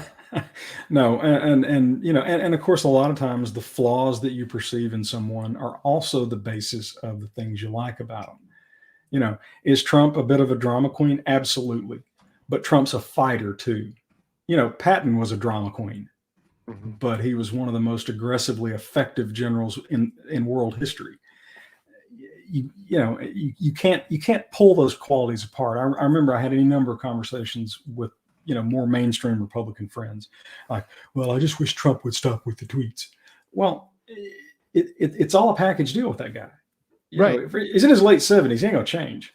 But the fact is, Trump was talking to the American people directly with those tweets. He circumvented the news media and sidelined them. That was brilliant. Whether he knew intellectually what he was doing or not, I think Trump's a very intuitive guy. I think he's one of those guys that kind of just intuitively knows what the most effective thing to do is.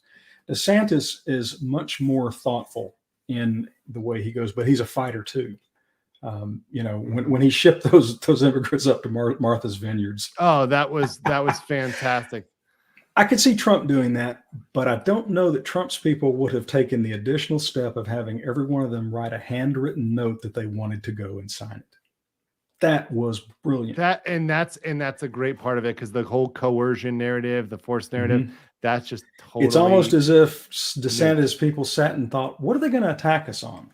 Yep, and that's what you got to do. How are they going to? Well, let's just set them up. I'll be happy with either candidate myself. Yeah. Like I said, I probably will lean towards Trump for emotional reasons, but. No, and I would say I think he's the natural choice who's going to win. Practically, I think he's going to win. I think if these prosecutions continue to go forward, I think it's a shoe-in for him. I think it just kind of tees him up. Let him do it. Let him run this time out. If he doesn't win, I don't think he goes again. I think that's it for Trump. I think he's too old and too much time and everything else, and people will just be over it. But I think that hey, let him do it at this point, because I think he's got the best shot now, if ever. The thing about never Trumpers within the GOP, they're neocons, an ideology founded by members of the American Communist Party. They're infiltrators. They hated Reagan too, and HW knew the Hinckleys. Sure seems like it, doesn't it? I don't know about the Hinckley part, but the rest of it. I don't know about that, but yeah. The establishment Republicans were very critical a lot of times of Reagan's of Reagan's. We didn't have Twitter in those days, but of Reagan's pronouncements. Mr. Gorbachev, tear down that wall. That's not helpful," said the pearl clutching. Well, going to issues, I look at stuff like Ukraine. And I look at the neocon and the establishment Republicans, the Dan Crenshaws of the world, the eye patch, the very disappointing. That guy's very disappointing. I mean, these guys loved gun control until he got called on it, and all of a sudden he's anti-gun control, but thought it was a great idea to have an assault weapons ban. Pro red flag laws. I mean, these are chameleons. These are people that are wearing red, but they're really. I wanted to compliment you. You used a term on your show a while back, and I don't remember who it was in reference to, but you used the term conservathought, which I thought was just. Oh, the conservathoughts. That should be it's a thing. And actually, I have a follow-up stream that I'm going to do on Sidney Watson. Speaking of conservathoughts, I do have to follow up on that. I think that might have been the show. I let me just say this, and I've gotten clearance from people to say this. I have spoken to several, not just one, multiple people who know personally about what's going on, including people that know her personally, that said, "Please do not tell her I said this, because I know her. She'll know it comes back to me." But they confirmed that I hit the nail on the head with my analysis. Specifically, when I talked about the boyfriend, that was the one where everyone's like, "This is 100% correct." She was just mad because Elijah and his wife made fun of her boyfriend. And I've said this: there's a very rule. If you don't like somebody's boyfriend, here's the thing: when they first start fucking, there's chemicals that go on in their brain that literally make you high. It's the equivalent of like doing, heroin, cocaine, whatever else. You're not thinking clearly. You cannot break somebody out of a new relationship where they're fucking like rabbits doing that. Male or female. Male or female. This is gender neutral. It's gender neutral, right? Yeah, you got to wait.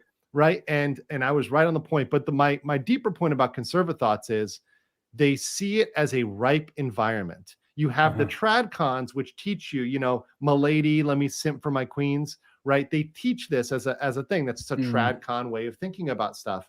And they see a ripe environment. These guys have money. They're not broke liberals, right? These are women that are quickly hitting the wall, right? They need, they want a partner. They want kids. They're like, look, we're going to grift in this trad con area because we can trick these men into giving us money, into wifing us up, into all these things. And it's ripe. And honestly, I don't even blame these women because they're seeing a demand and they're just providing the supply.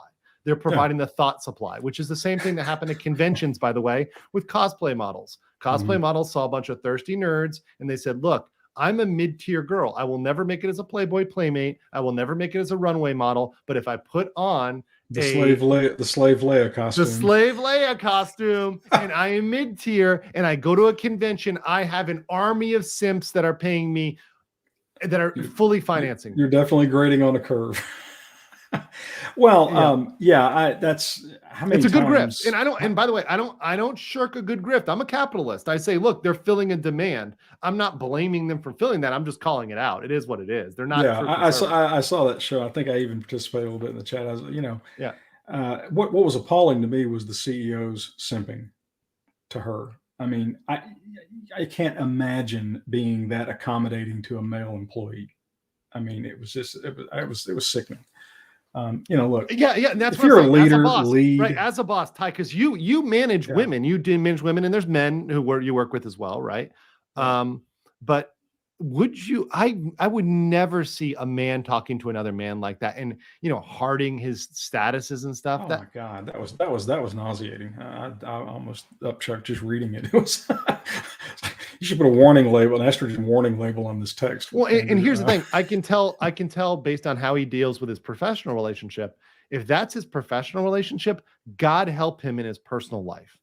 Oh yeah, well yeah, true that too. But no, if you're a leader, you lead. And I've never said I treat people equally. I don't. I treat everybody the way I feel like they ought to be treated. Different people have got different buttons. Different people have got different, this. Sorry. My locals. So my locals said, they were talking about, okay, what is the first 6 months of relationship called? And then, the innocent person said, oh, it's puppy love. And then someone responded, we call it dick sand. Oh, dick sand. I'm like, I fucking love you guys. That's great. I love that. I'm going to use that now. Yeah. Too good. All right. Let me get through these here. MetaRex says Ron locked it down for a whole year. Ho quickly forged. Meta, that's wrong. I lived in Florida. We were not locked down for Trump a year. Locked the country down. Yeah, fair is fair. What do you mean? What do you mean lockdown? We were able to go to the beach within a year. We were not wearing masks within a year. We were not able to be fined by the courts. So every time, even when I went into a business in Florida, wherever else, I could tell them to fuck off because the police, nobody else could do anything to me, even if they had a mask requirement. I could tell them to suck my dick. They can trespass me and tell me to go. And if they did that, by the way, if they told me to leave the premises and I did not have a legal right to be there, I would go. If it's my apartment building, they have no legal right to exclude me, right? There's a game store here that insisted upon having mask mandates way after we had gotten rid of them. And I'm like, you know what? Fine, I'll order the stuff off Amazon. And save some money and not patronize you because I am not going to be forced to wear your stupid mask. But see, that's the thing, right? Okay, DeSantis did what every other governor in the country did and what the president did too. Okay, is that really a relevant argument? Right. Here? People forget about the Trump, really being standing for the vax. Even when he was outside, even when he was out of office, he was simping for the jab. And you guys forget about that a little bit? With the information Trump had at the time, it was perfectly reasonable to do what he did. Okay? But after a certain period of time, I will say Trump did stay on it longer than he had to stay on it. He had the ability to get the information, and like he did in many other circumstances. Once again, maybe him being Trump, a germaphobe might have affected his judgment maybe a little bit. He digs in because he says, oh, I said this, so now I got to stand by it because that's Trump, right? So to me, that was an issue I disagree with him on. Still think he did great. In fact, one of the things that I think you brought up, and this brings up IWD when you talk about DeSantis isn't a closet liberal. I think he's something we haven't seen in a while. So don't know what it looks like, but I think he's Nixonian, TBH. That's where I think Trump is better. I mean, Nixon opened us up to China. All the bullshit we're dealing with China, that's fucking Nixon's fault, right? Nixon was actually quite in favor of government control of the economy. The EPA, I'm pretty sure, was a Nixon initiative. The original, capping gas prices and ensuring shortages was a Nixon thing. I mean, Nixon was very definitely a mixed bag. He opened China to open up a second front on the Soviet Union. Okay, that was a geostrategic move to pressure the Soviet Union and complicate their lives greatly, and it did. The old last, there are consequences though. Nixon is definitely a mixed bag, to say nothing of the whole Watergate fiasco. I mean, oh yeah. And he was sailing to an overwhelming victory. What the fuck? I mean, why would you? That's even the do that? biggest self-own ever. Like for what? Like what? Like you're going against a layup, and you feel the need to do this. It's fucking weird. Yeah, no, that was strange, but. Yeah, no, DeSantis is definitely not a closet liberal. He's different than Trump. He's got some things that he does better than Trump, and some things that he doesn't do as well. And some things I don't know. It's some X factors. I think foreign policy is a huge X factor. He's a state governor. He hasn't had to deal with foreign policy. So I have no idea what he would do. And I have no idea whether he would fall into the neocon, Dan Crenshaw. I could see him drifting into that. I really could. I'm worried about that. I'm worried about that as well. Trump is Trump is a patriot, and an isolationist patriot. And so even though he didn't have foreign policy experience, literally everything that he thought of filtered through the prism of, is this in America's best interest? I don't give a shit about anybody else. And that served Trump very well in foreign policy. I don't think DeSantis has that same filtering mechanism. I think DeSantis is he's better educated, I guess, it was Harvard or Yale. I forgot what law school he went to. One of the HYSs, right? Although at this point, those are all going woke and have been woke. I could see DeSantis allowing himself to be talked into something, but maybe not. I mean, we just don't know. The fact that we don't know is an issue. Trump is a known and we know Trump. We know what Trump is going to do. We have a fairly good beat on that. We don't have a beat on. He's going to focus on the economy, and he's going to focus on keeping us out of foreign bullshit. And that's all. If he just does that, I'm like, that's fine with me. That's what he did. That was his. And in a little bit of the southern border, can we work on the southern border? Then I'll be happy. Yeah. Well, I consider that a foreign policy thing, but I do. By the way, I'll say Dreg Clown when you say DeSantis couldn't lock down Floridians if he wanted to. That's funny. It is funny. And by the way, I was talking on locals about the beach lockdowns. I was going to Cocoa Beach, St. Pete Beach, Clearwater Beach every single fucking week.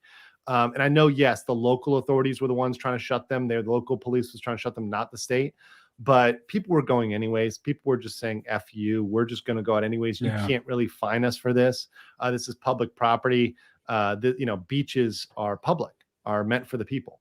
And to try to restrict people from that is a huge issue. Actually, under Florida law, it's a big issue. I doubt that would stand up if it was ever brought to court. If they tried to arrest you for trespassing on the beach, that I don't think that's going to hold up very long. I think what was really shocking, at least to me, was the number of people who really, really, really want to boss you around. And boy, those masks came off during COVID.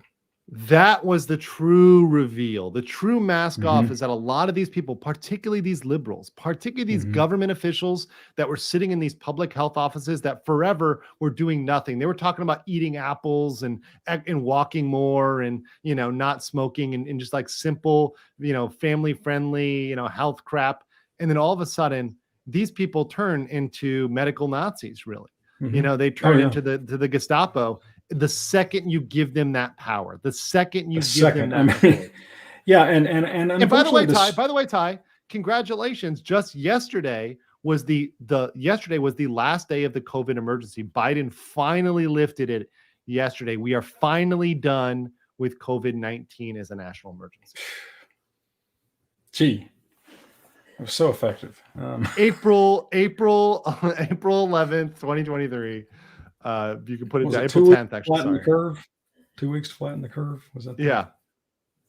Well, they flattened the stocks. I mean, that was pretty much the only curve that it flattened. Oh, this is a good one. Who does the bar answer to? No one. That's a problem for lawyers. No one. We're a profession, and the key definition of a profession is that it's self-regulating. I suppose to an extent, the bar, at least in Texas, you answer to your state supreme courts.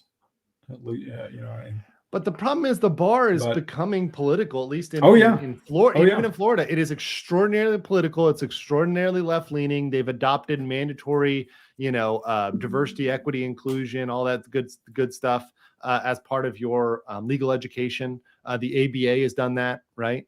And the state bars are going to do that even in right states, because if you look at the political makeup of the bar associations, the people who tend to get involved in these things tend to be leftists. They also tend to be majority women. And they tend to also not have any real work to do. That's the whole point. That's why they do that, is because the work they're doing, they're really not doing much. They're kind of just piddling around, and they end up those of us with real jobs would never have time. But yeah, that's why that's like us. That's like content creators. Like when people say, "Oh, are you watching all these other people's videos?" I'm like, "No, because I am making videos." Yeah. Duh. That's a concern. I know the State Bar of Texas has been in an off and on fight with our Attorney General, we've got some.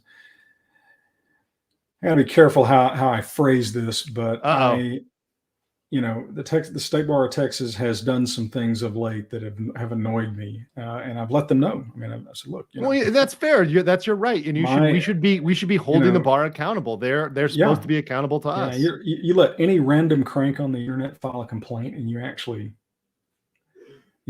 make my life miserable for a few weeks while I have to jack with that. Now to be fair, when that happened to me, it was dismissed once I got an investigator assigned, but I still had to spend 40 plus hours. Luckiest lawyer on the planet, that dumbass in New York City. I was going to file a retaliatory complaint, only I had the goods where he lied under oath in what he filed with the State Bar of Texas. But I got busy, and life's too short. That's very true. IDBC said Trump and DeSantis didn't lock anyone down. Carpet bagging soccer moms. That's very, very true. Very true. Well, the term Karen emerged during COVID, as I recall. It didn't emerge. It existed before, but it was mainstreamed. Like now, for example, things like, I love it because a lot of the terms that we've known for a while are getting mainstreamed, right? Like the Chad Stacy, red pill, blue pill, all this stuff. And the FBI now says that those are all racist terms, indication of racism. That was a great one, right? It's like, man, this is where we're at. This is 2023 America. Is we're going after internet terms because they're evil and they describe terrorism. It's great. Bureaucrats trying to find some reason to justify their existence, I assume. But absolutely. DeSantis is a politician. Trump is not business. I think that's a matter of perspective. Right. I mean, I think that DeSantis is certainly more of a politician now, I would say. And he certainly has a politician's mind, for better or for worse, because there's good and bad things about being a politician. Well, absolutely. But here's the thing. Trump's business instincts didn't always serve him very well. He trusted the experts way too much. He disregarded the threat that the deep state, the deep state was to him. The power of the deep state. Because he was thinking of them as his employees and not adversaries. That was a very mixed bag. Trump's business experience is incredibly broad, and he has been strikingly successful in a variety of different fields. I used to love the thing of, but you do not get the same deference from a political appointee as you get from a employee, right? So like a Fauci doesn't feel like Fauci never felt like Donald Trump's employee. Fauci was Fauci, and he'd survived other presidents. So he felt like he was just going to continue. And that useless Jeff Sessions that allowed for the Trump didn't do a very good job of picking his people, generally speaking. I mean, there were exceptions. However, that said, I feel very confident that if Trump wins another term, he will put those oversights to right, because Trump does learn from his mistakes. You can't be as successful in business as he's been without being able to correct. Sure. I fully expect him to go after the deep state with a straight razor. Oh, that'll be fantastic. Fantastic. Yeah, I almost hope that we don't win both houses of Congress, right? Because then he won't have anything to do but, get judges appointed and go after the deep state. And I think they're afraid of him. That's one of the reasons why they've worked so hard to undermine him. Oh yeah, They know that he could be the one to gut it because he's not invested in the system like everybody else is. They get that investment from you where they have something on you. Which they don't have on Trump. And just look, this investigation and the fact that they have to come on him on such weak charges actually tells me how squeaky clean he is. Oh yeah, right? Yeah, Well, he's been an incendiary figure forever. Any SEC investigator, any IRS agent, anybody in any kind of regulatory agency that could have taken Donald Trump down at any point in the last 40 years would have been on TV. I mean, Yeah. So yeah, he's shockingly clean, actually. Guys, look, I said I like DeSantis just fine. I do. I like that take. Yeah. And honestly, it's refreshing to hear you with that take, because I would love people for a more balanced, less unhinged take when I say Trump versus DeSantis, and they don't start foaming at the mouth like a rabid dog. That's destructive. Calm the fuck down. Let's calm the fuck down. It's not useful for anybody. Yeah, because we got to support whoever wins the primary. Okay. Yes. Unless, of course, you think Joe Biden is better. In which case, I would say you are absolutely deranged, and you're also not committed to your principles. Frankly, you're not. No, you're a Democrat. Right. You're a Democrat. Right. You're helping that team at that point. I absolutely do support that. Let me get through these because I got a couple topics I want to talk before we leave, and we got about 15 minutes left. Watson, a failed YouTube musician, skeptic community groupie, and now wronged woman and professional victim, less intelligent Candace Owens. Like I said, guys, be very careful who you're following. And here's the thing I'll even say I'll give Sid some credit. I've agreed with her on issues, right? But the problem is you have to say, especially when it's female, these conservative thoughts, right? Just because you may agree with them on an issue, they have a really good, clever soundbite, which, by the way, was probably said by a man, but you liked it better when it's coming from a female that you think is middling attractive, right? So you gotta not convert that to simping for her and converting her to a queen. I don't simp right. For That's the anybody, problem. guys. No. I'm not you, Ty. You're a married man. You have no reason to, and you have a great relationship with your wife. You have no reason to be doing that. But I know there's a lot of guys out there, a lot of single guys out there, younger guys out there, that they're desperate and thirsty to find their trad queen, to find their trad wife, which is why that shit is trending on TikTok, right, and everywhere else. Is because they know there's a demand and these girls are trying to fill it. Just be aware of that, guys. James S. says, on the Alphabet Boys Red Pill Bulletin, the bad books they cite are PatCon retreads from the 1990s. Yeah, the FBI is like 10 years behind on this bullshit. Or at least 10 to 20 years behind on this bullshit. It's like boomers figuring out about the internet. It's actually kind of hilarious. If it wasn't scary, because these are boomers that can arrest you. Yeah. Right. Yeah. If they weren't wielding the coercive power of government. Jeff Sessions received way too many awards from progressive legal organizations and NGOs during his career. Big red flag that. Yes, I absolutely agree with that. I didn't know that about him. I wasn't paying that close attention when Trump appointed him, but had I been aware of that, I think I probably would have said, don't know about this. He's too worried about the approval of people on the other side. Yes, absolutely, like 100%. Look, I'll tell you one thing I like about DeSantis, and this is where he and Trump are lined side by side. He knows who the enemy is. Mm-hmm. He doesn't simp for the media at all. He calls them out, and of course Trump showed the way. DeSantis has studied Trump and has done a fair job of taking some of his tactics and techniques. I think, Yeah, absolutely. Like 100%. He's learned, you see, and that's the whole point. I look for people who are learning and improving. Let's get, okay. Let me get to I want to ask you real quick, because you are in Texas. So I do want to ask you real quick, Daniel Perry. I know it's not quick, but Daniel Perry, what's your take on it? How do you feel about that? And I'll just say, in our community, and I probably needed a separate video on this. I know that Andrew Branca on Legal Insurrection came out and said, hey, look, the murder conviction was legally sound. Some people wanted me to comment on that and fight Branca. Branca's entitled to his opinion. And by the way, Branca is the expert on self-defense, but I do think he's wrong. Somebody points a fucking AK-47 at you. Are you kidding me? And so his argument is that, well, in the photo that we have, we didn't see him clearly pointing the AK at there him. Was no, I don't remember there being any debate about that fact, though. That's what I was getting at. Right? I think that was an undisputed fact. Yeah, I don't recall that ever being an issue. When I first heard the news story, the news media were reporting it. Look, this is the first time I've ever seen it happen. I'm sure it must have happened somewhere. But we just had the jury nullify a criminal defense and put somebody in prison. That cannot possibly be constitutional. Yeah. Now, I had no idea.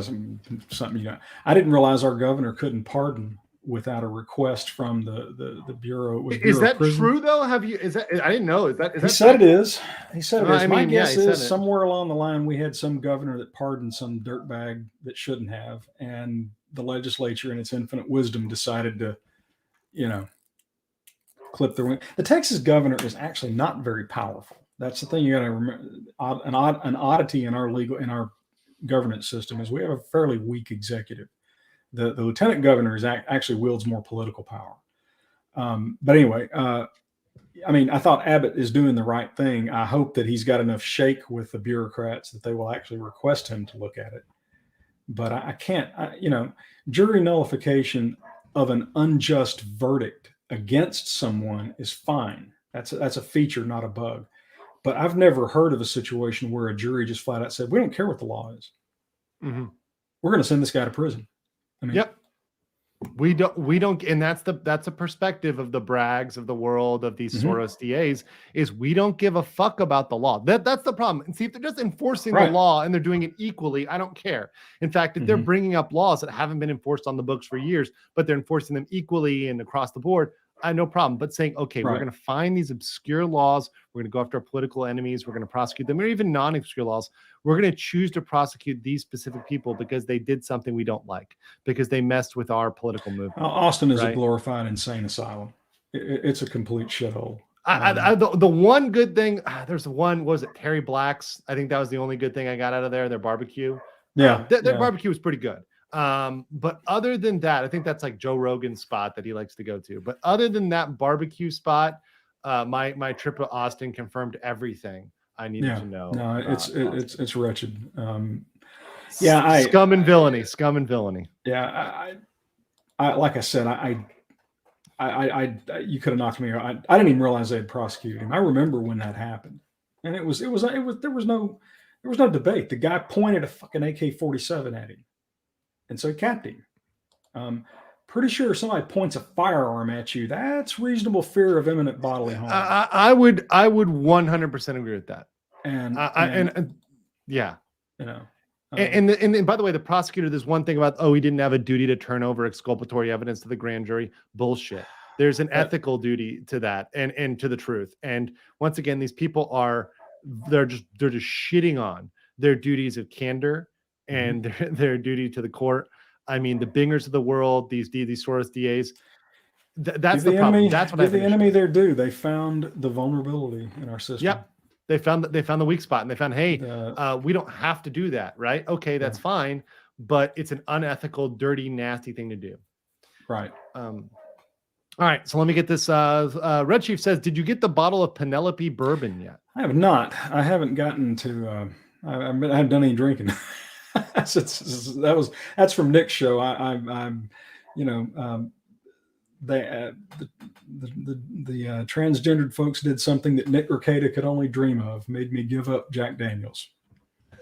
I love it. I'm done. I am done supporting companies that despise me. Well, I'm Bud not Light, giving them another dime. Yeah. Oh, I mean, God. InBev.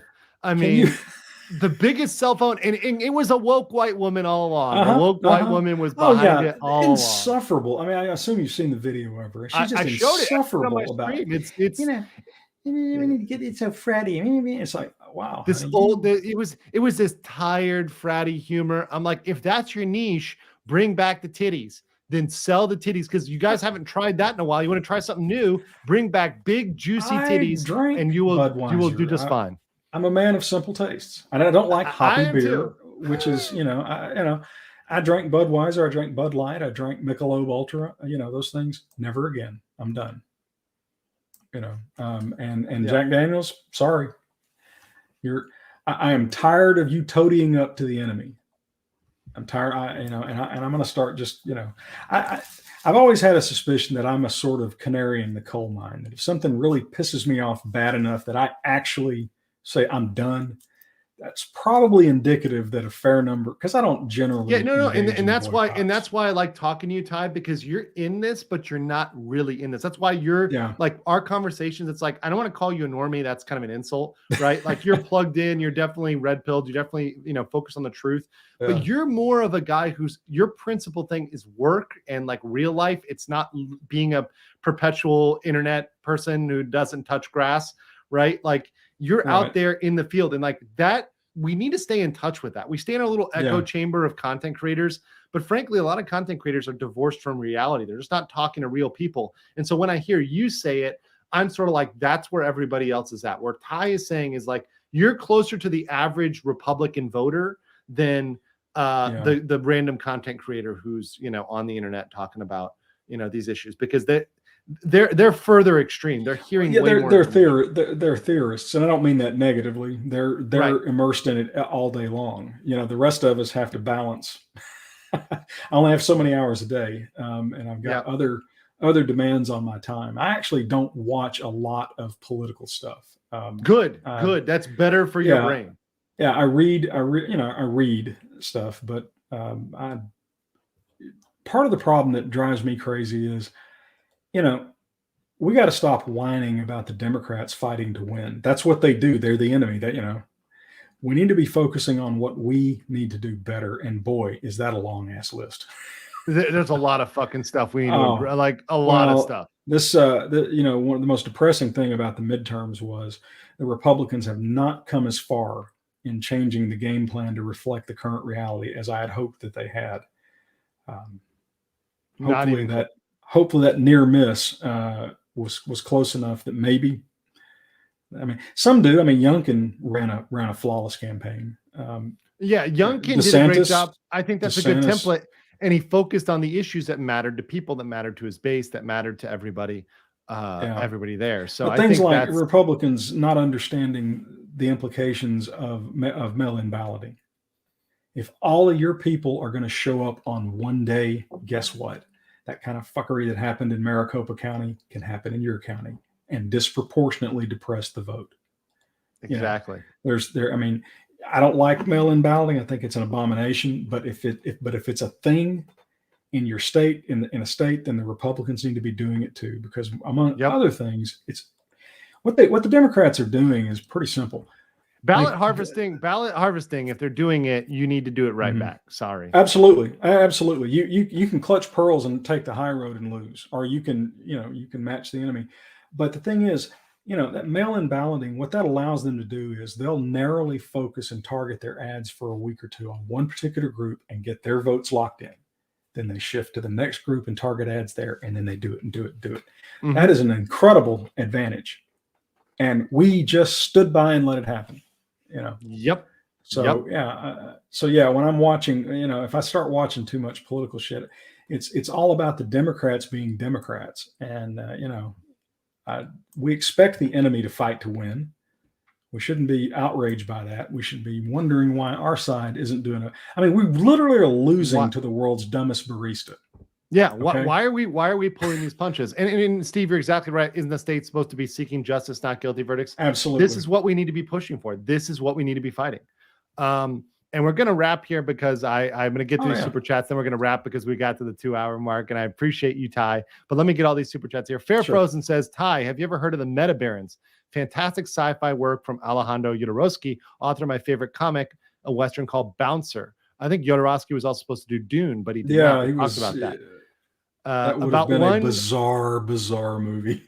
Would have been crazy. And Ty, I'm going to have you back on to talk about Dune. So when we get closer to the launch, I'll bring you back on to talk about that. Let's do it. About one half-armed Indian walking between light and dark with a Colt in the hand. I mean, I don't think you've heard of it, but now you have a recommendation, right? The Meta Barons, yeah. I'll look at it. Yeah. And Fair Frozen says, also in that book, a dog murders a kid in the street and no one bats an eye because the kid was a killer and deserved it. It is amazing. Fantastic. Also over here on Rumble, Brick Cormier for $10 says FBI define those red pill terms to give cover to social media platforms and legacy news. Now, legacy news can point to normies to the FBI list and say, see, your friends are bad people. Your friends are terrorists, extremists. Sounds very, very much true. Very, very much true. And the last one here, which I got earlier, but I didn't put. Did you show Ty your degenerate comic? I don't know if you've seen my comic, Adjudicators Academy, but I have. This is the LawTube version, the anime LawTube version, parody version over here. It is Harry Potter mixed with LawTube, and everybody is gender swapped except for Drex, who is Drex is Hagrid. Of course he is. So no, it's fantastic. The main character is Nozomi Hodder. Now I did not do the nose big enough here, but that being said, no idea who they're based on at all. No idea who a character who is reading a Torah wearing a baseball cap, a police baseball cap with an American flag in the background. No idea who this is based on at all whatsoever. However, this is still up on Indiegogo in demand. I'm finishing chapter 3. I'll be posting some alternative art. I'm actually going to show you guys some of the, I posted in the updates. That is glorious, my man. All the great stuff. This is one of the alternative covers. So I'm going to post one of the updates with Drexel in it. That is fucking hilarious. So that's going to go up very soon. Make sure you check that out. That should be out to everybody in May. Digital form only. Adjudicators Academy. It's going to be great.